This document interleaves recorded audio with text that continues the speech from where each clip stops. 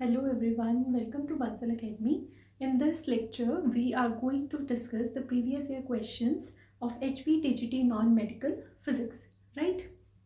तो जो हमारा पहला क्वेश्चन है वो ये है, Bernoulli theorem is based on the principle of conservation of. जो हमारी बर्नौली थ्योरम है वो किस कंजर्वेशन लॉ को फॉलो करती है। अब देखो, जो हमारी बर्नौली प्रिंसिपल है, बर्नौली थ्योरम है, उसकी डेफिनेशन में क्या आता है कि sum of potential energy, kinetic energy and pressure energy वो क्या होना चाहिए, कांस्टेंट होना चाहिए। जब डेफिनेशन में ही आ रहा है कि कंजर्वेशन ऑफ काइनेटिक, पोटेंशियल और प्रेशर एनर्जी का जो सम है वो कांस्टेंट रहना चाहिए, तो वो किस प्रिंसिपल पर बेस्ड होगी?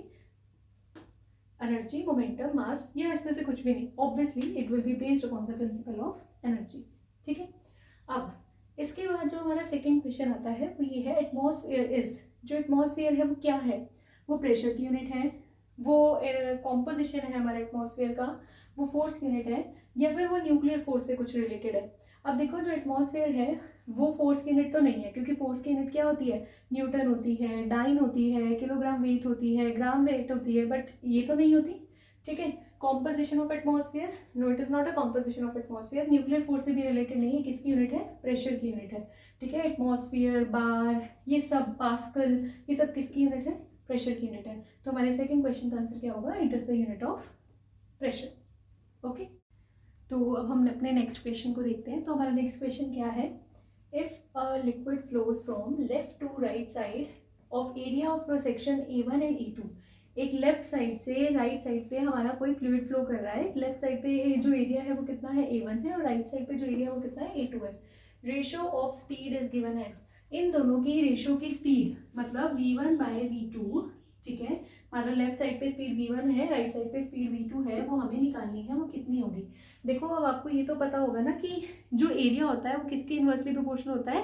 वेलोसिटी के इन्वर्सली प्रोपोर्शनल होता है। जैसे जब पाइप होती है, पाइप में से पानी बाहर आ रहा होता है, अगर आप पाइप का आगे का माउथ प्रेस कर देते हो, ठीक है, जब आप माउथ प्रेस कर देते हो, आप एरिया कम कर देते हो, तो कितनी स्पीड से पानी बाहर आता है। लेकिन अगर इसी पाइप को ऐसे छोड़ दोगे तो एरिया बढ़ जाएगा, तो पानी की जो स्पीड है वो क्या हो जाएगी? कम हो जाएगी उसके कंपेरिजन में। और वैसे भी हमारे पास जो इक्वेशन ऑफ कॉन्टिन्यूटी है, ये तो हमने प्रैक्टिकली समझ लिया। जो इक्वेशन ऑफ कॉन्टिन्यूटी है वो क्या कहती है? इक्वेशन ऑफ कॉन्टिन्यूटी ये कहती है कि A1V1 is equals to A2V2, जहाँ पर A1 क्या है? Area on one side, V1 is velocity on that side, A2 is area on other side, और V2 is velocity on that side. मतलब जो वेलोसिटी है वो एरिया पे डिपेंड करती है। ऑब्वियस सी बात है, अगर एरिया ज़्यादा होगा तो वेलोसिटी कम होगी, और अगर एरिया कम होगा तो वेलोसिटी ज़्यादा होगी। मतलब ए जो है इन्वर्सली प्रोपोर्शनल है वेलोसिटी के। यहाँ से अगर हम V1/V2 निकालें तो कितना आएगा? A2/A1 के इक्वल आएगा। ठीक है। तो यहाँ से जो हमारा क्वेश्चन है वो उसका आंसर क्या आएगा? A2/A1, अगर V1/V2 निकाल रहे हैं। ठीक है। कहाँ से आया ये? From the equation of continuity. If there were smaller gravitational effects then which of the following forces will alter. अगर हमारी जो ग्रेविटेशनल इफेक्ट अब प्रेजेंट है उससे क्या हो जाए? चेंज हो जाए। ठीक है, कम हो जाए। पहले अभी जो जितना ग्रेविटेशनल फोर्स आप फील करते हो उससे कम ग्रेविटेशनल इफेक्ट्स हो जाएंगे। ठीक है। तो कौन से फोर्सेस पे फर्क पड़ेगा? विस्कस फोर्स पे फर्क पड़ेगा, इलेक्ट्रोस्टैटिक फोर्स पे फर्क पड़ेगा, आर्किमिडीज पे, या न्यूक्लियर फोर्सेस पे? देखो, अगर ग्रेविटेशन पे फर्क पड़ रहा है, ठीक है, अब ग्रेविटेशन फोर्सेस क्यों लगते हैं? ठीक है, बिकॉज अर्थ, या अभी मान लो अभी मैं अर्थ की बात कर रही हूँ, तो अर्थ जो है अपने सेंटर की तरफ हर एक बॉडी को क्या कर रही है? अट्रैक्ट कर रही है with some force which is known as gravitational force. ठीक है। अगर ग्रेविटेशनल फोर्स पे फर्क पड़ रहा है तो the force with which the earth is affecting, the earth is attracting, उस पर फर्क पड़ेगा। अगर मतलब आपके किस पे फर्क पड़ेगा? फोर्स पे फर्क पड़ेगा। फोर्स और वेट, क्या वेट जो होता है वो क्या होता है? It is a kind of force with which a body is attracted toward the centre of earth. Weight यही होता है। तो आपका वेट जो है, अगर ग्रेविटेशन इफेक्ट कम हो जाएगा तो आपका वेट कम हो जाएगा। अगर वेट कम हो जाएगा तो वेट को आप किस फोर्स के साथ लिंक करोगे? विस्कस के साथ, इलेक्ट्रोस्टैटिक के साथ, आर्किमिडीज के साथ, या न्यूक्लियर के साथ? देखो, इन ये जो तीन फोर्सेस हैं, विस्कस फोर्स, ठीक है, जो ये बेसिकली फ्रिक्शन फोर्स होता है लिक्विड्स एंड गैसेस, इस पर कोई फर्क नहीं पड़ेगा।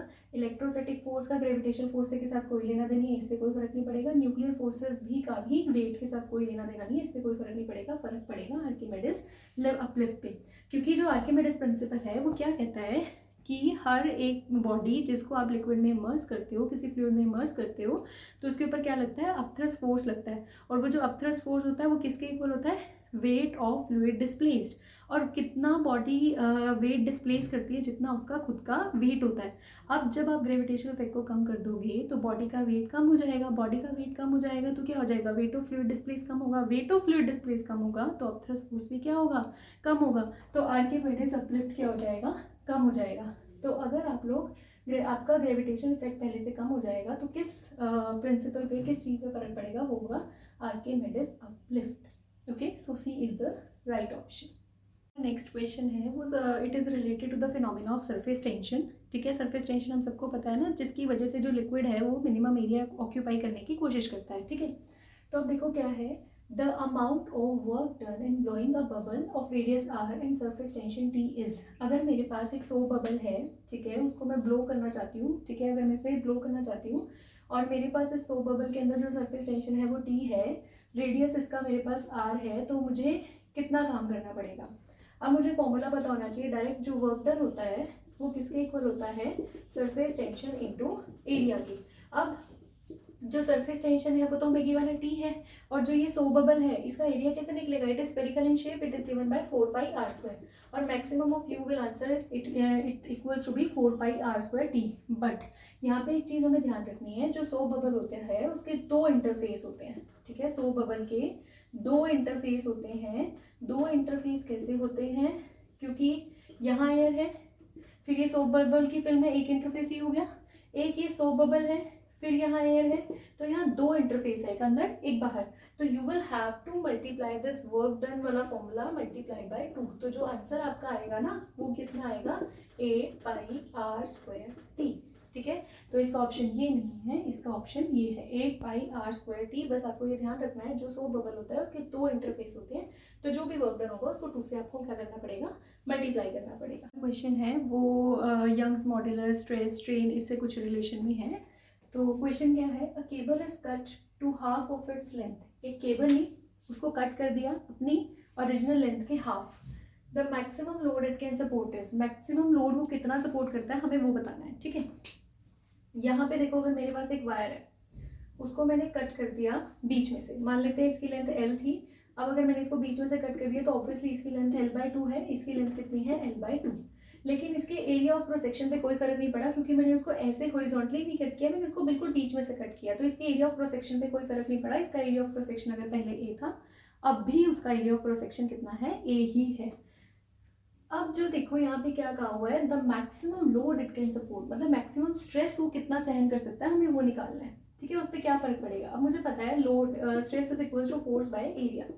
ठीक है, अभी मान लो फोर्स आपने क्या लगाया है, कांस्टेंट लगाया है, जितना आपने पूरी वायर पे लगाया था उतना ही आप हाफ वायर पे लगा रहे हो फोर्स। ठीक है, फोर्स तो आपने क्या कर दिया, कांस्टेंट। क्या एरिया पे कोई फर्क पड़ा है, देखो पहले अगर एरिया ए था अब भी एरिया ए ही है, क्योंकि हमने उसे हॉरिजॉन्टली कट नहीं किया, हमने उसे कैसे कट किया है, वर्टिकली कट किया है, तो इसके एरिया पे कोई फर्क नहीं पड़ा, तो एरिया भी कितना है, कांस्टेंट। जब फोर्स कांस्टेंट है, एरिया कांस्टेंट है, तो उन दोनों की रेशियो पे क्या रहने वाली है, कांस्टेंट रहने वाली है, तो स्ट्रेस पे कोई भी फर्क नहीं पड़ेगा, जो लोड जितना वो सपोर्ट कर सकता है उस पर कोई भी फर्क नहीं पड़ेगा।